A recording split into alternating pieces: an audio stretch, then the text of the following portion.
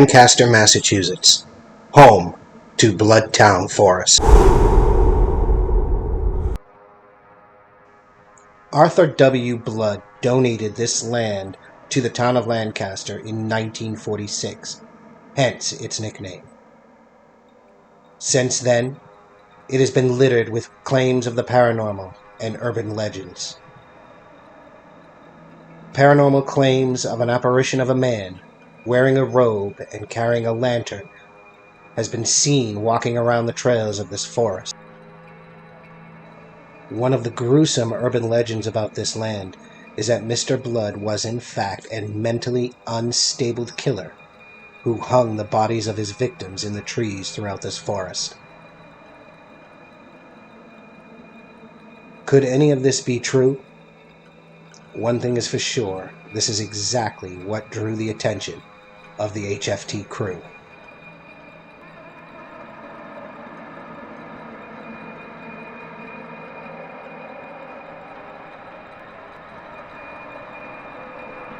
As we are walking through the trails of this forest, I am taking digital photos on my cell phone. After sifting through dozens of photos, only one sticks out to me.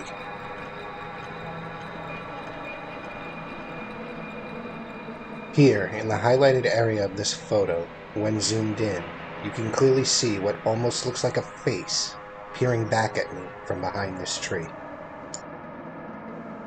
I have no logical explanation as to what it is we are seeing in this photo, but this does leave me wondering whether or not this is any indication of what this forest has in store for us.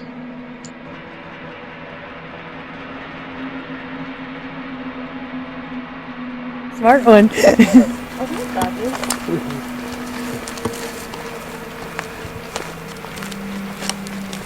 Is that a swamp? Yeah, it's all swamp.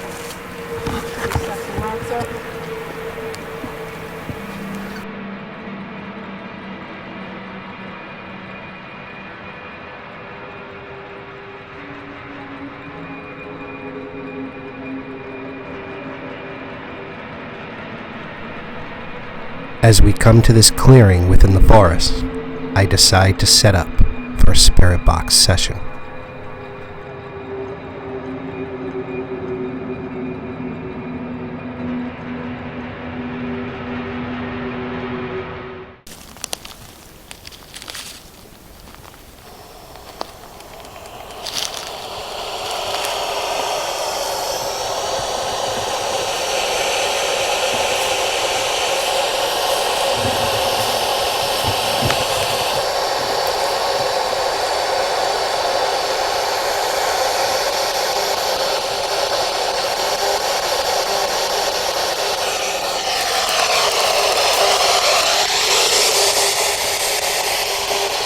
Is there anybody here with us?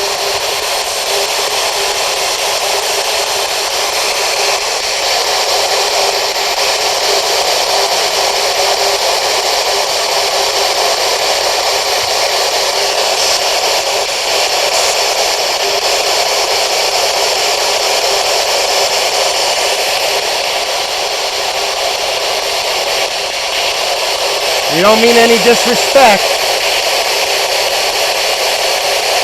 We only want to prove that you're here.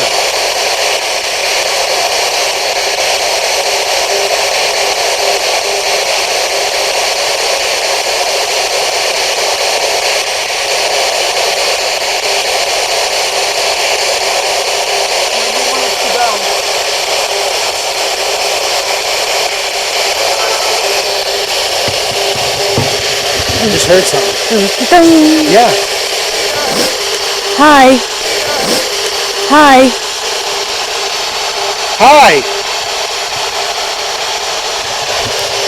What's your name?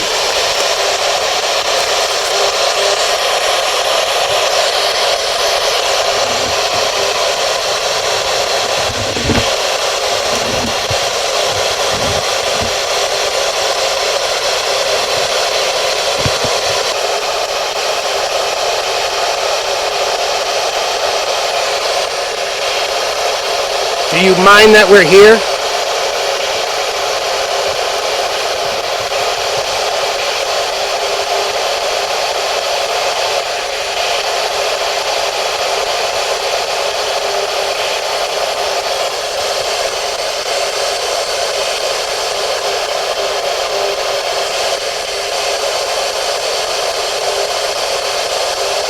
know, at night.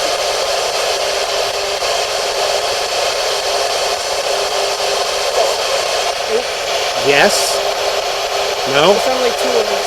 2 words? We are in complete shock when we receive 2 direct responses through the spirit box. One of the urban legends about this forest is that in the late 40s, a young couple were found murdered here in this forest. This leaves me wondering whether or not we may have in fact just made contact with their spirits. Could they be greeting us? Hi. But what could they mean when they say,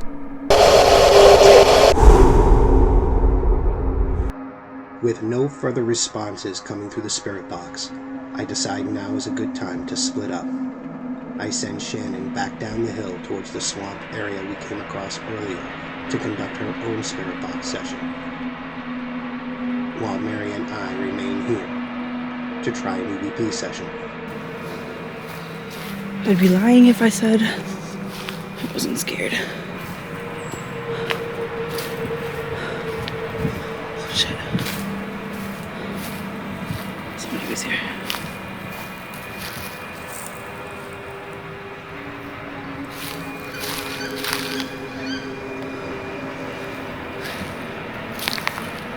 A little fire pit.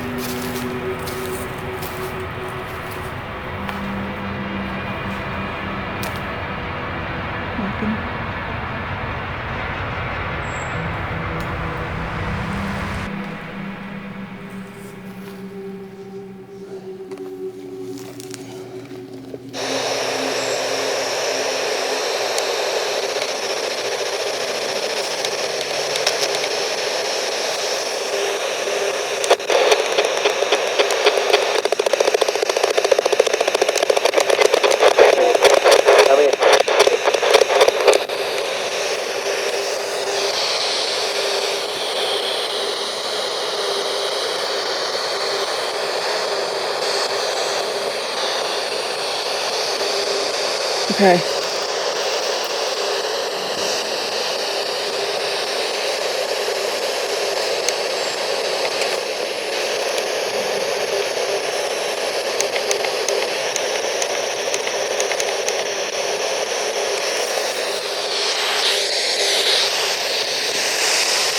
I don't think I did this right. I don't know. Did I?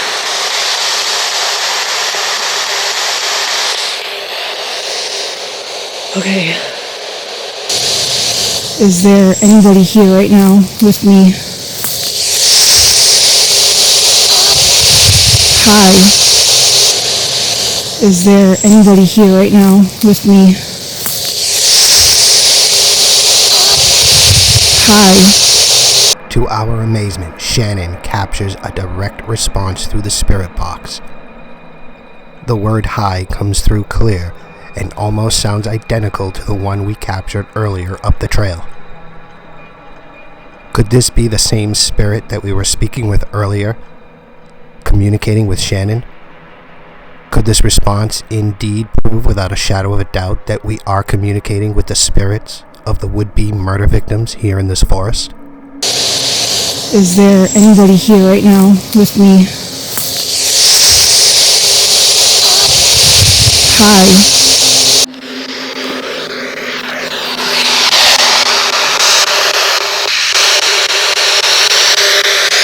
Can you tell me your name?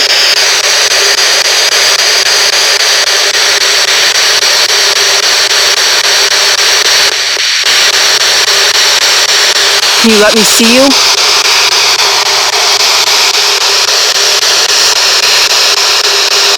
I came here to see you.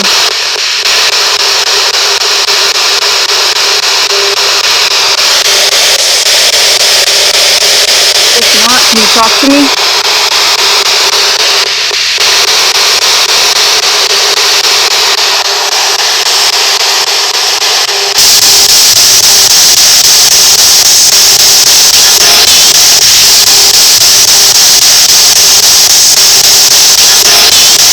We are in complete shock as we listen to the audio and find that the spirit box says the words, "We're dying." Could Shannon very well have just captured the final moments of the murder victims before succumbing to their attackers?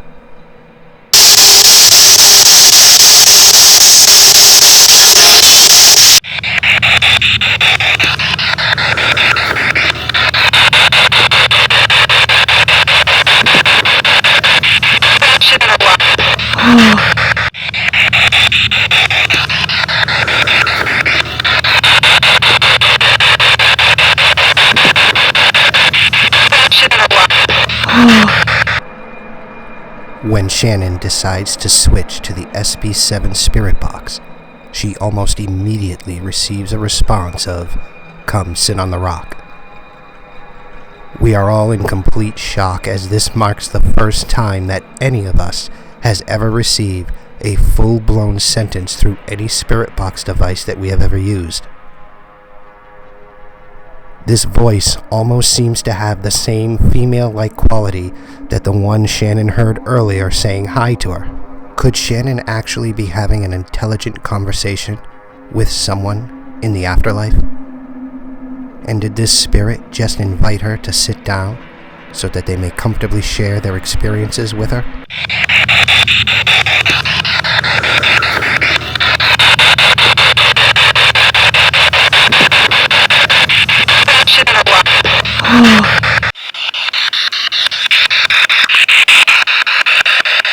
Who am I talking to?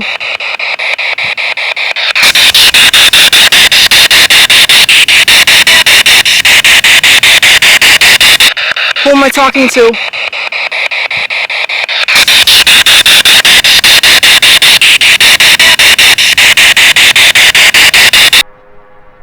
Even though it comes through very faint, the name Abby can be heard through the spirit box.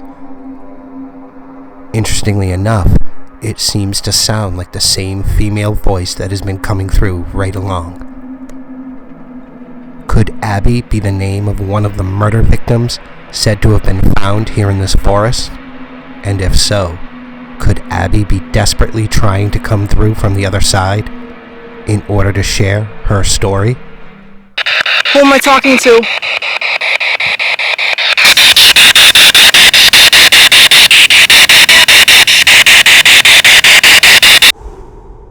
When Mary and I finish our EVP session, we decide to rejoin Shannon at the bottom of the hill.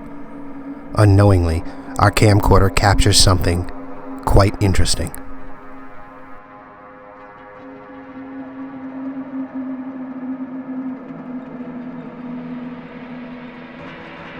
When we freeze frame, we find that we've captured this unknown light anomaly towards the end of the trail.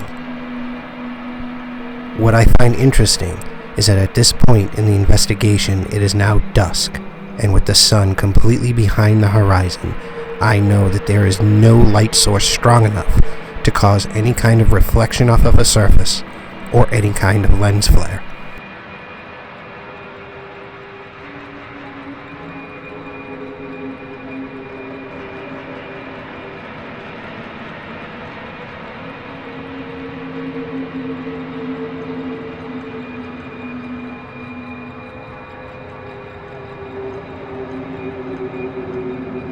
What is even more interesting is that when Mary pans the camera away from where this light anomaly is, and actually pans the camera back to its position, we find that the anomaly is still stationary in the same spot.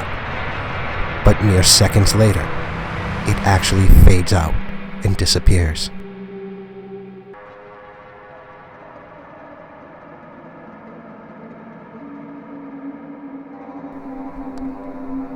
Watching this light anomaly slowly fade out does actually remind me of the flame of a candle slowly burning out.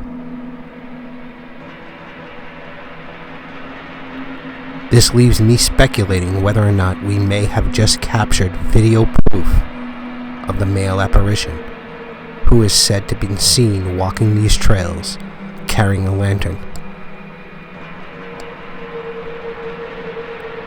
Could he be lighting his lantern possibly getting ready for his nightly walk.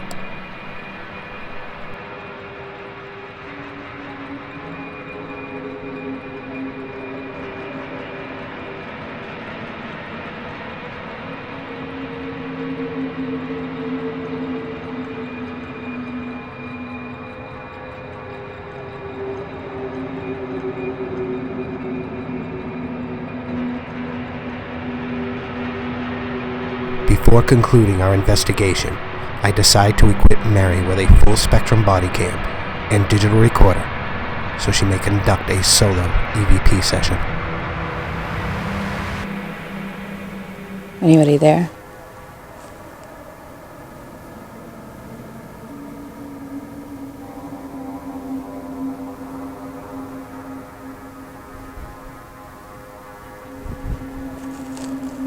What's your name?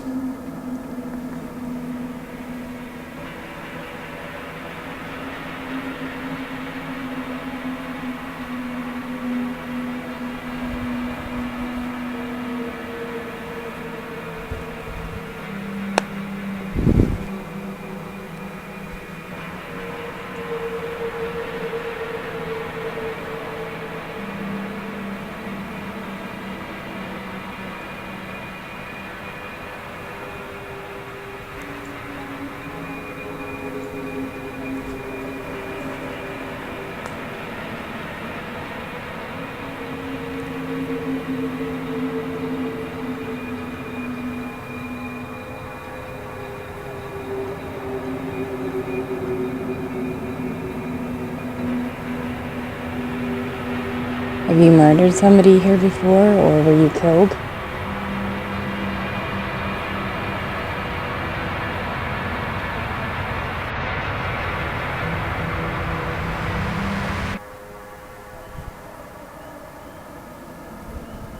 With no further evidence being gathered from this session, we decide to end our investigation.